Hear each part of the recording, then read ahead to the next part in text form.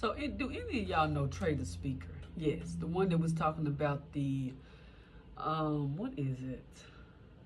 The Chick-fil-A video that went viral. Listen, I'm not trying to go viral, but I want to say this. What I got from that video, what I gathered from that video was, if you haven't watched any of my videos, I'm asking that you watch this video all the way through.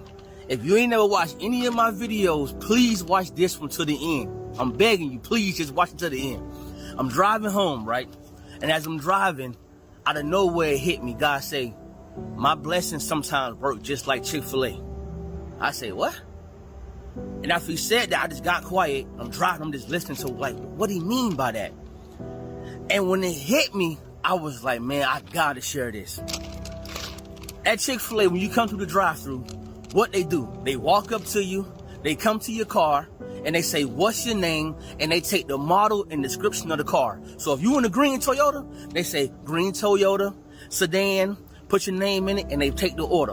When we come to God, He know our every description, how tall we are, the numbers on the numbers of hair on our head. He know our skin color, our heart posture. He know everything. But then He said the next step after that is you go up through the line and you sit there and wait. And sometimes it can be fast and sometimes it can be slow. But the greatest thing about it is your order has already been placed. So when you go to pray, no matter how fast or how slow it takes, the prayer request, the order has already been taken. Once it gets taken at Chick-fil-A, it goes to the back of the house. It pops up on the screen. When it gets on the screen, the people in the kitchen see it and they begin to make it. Now you in the car just waiting and chilling. And we all know at good places like Chick-fil-A, sometimes it could be a little busy, it could be a little slow. This depends on when you come. But no matter how busy it get, no matter how long you are in line, you have to know that your order/prayer, your order/prayer is being taken. You can't see it. You don't see everybody in the kitchen making your order, the people up front calling the order out, it's getting bad. You can't see all that. All you got to do is you sitting in the drive-thru, sometimes getting impatient, wanting it to hurry up, but you can't see all the work taking place. You can't see all the angels that God got on assignment behind your blessing. Sometimes your blessing is so big that He can't just rush it and throw it out the back door and say, go on. It got to take time to be prepared. It got to be cooked right. It got to be fresh. It got to be bagged right. They also practice order accuracy, which means when your order get taken and it goes on the bag, once it's on there, they got to look and say, he got a 12-piece nugget, a medium fry, 3 barbecues, a medium Sprite, a large sherry coke. Just like God. God said, my son said, let me get this. My daughter said, let me get that. You asked for this.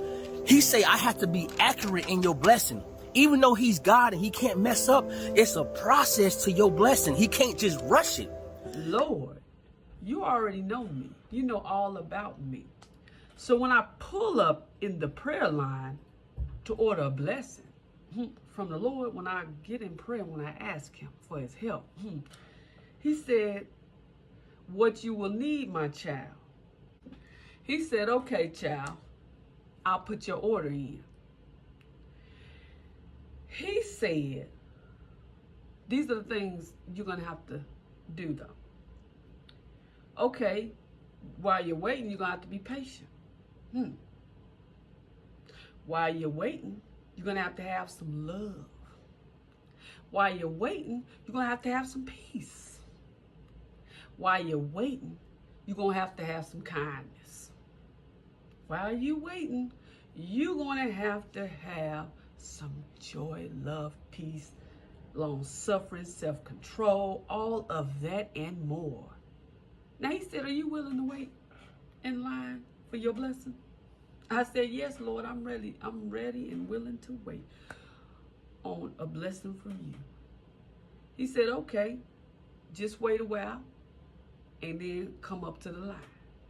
So I wait a while. I'm getting, he already told me what I need. He told me I'm going to need patience. He told me I'm going to need love. He said, you're going to need some patience. You're going to need some kindness. You're going to need some self-control. You're going to need joy. You're going to need some gentleness. You're going to need some, a sum of everything. And I said, okay, Lord, I'll take a side of this. Lord, I'll take a side of that. Lord, I'll take a side of that. Okay, Lord, I'll take a side of that.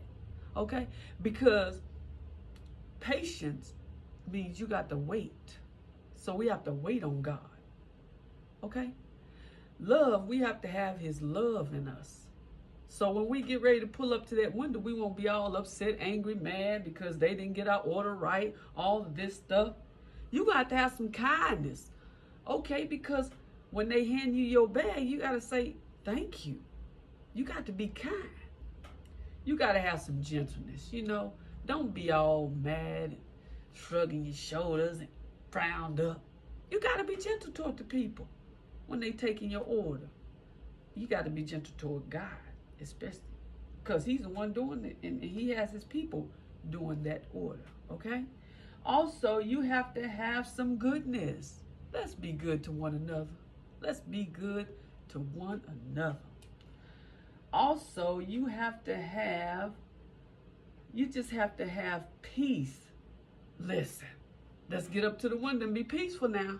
When they fixing your order, let's be peaceful. We also have to have self-control, because without self-control, we won't be able to handle the situation in the right way. So I want to say this. You are absolutely amazing for making that video. I'm just grateful for that video. It really, really touched and worked wonders for my soul. Because listen, while I was waiting, and I'm going to tell you what I was waiting for. I was waiting for that heart to be healed. You know? And I was waiting patiently, Lord. And you said, if you be patient and wait, I will serve you up that order that you want, that blessing that you want.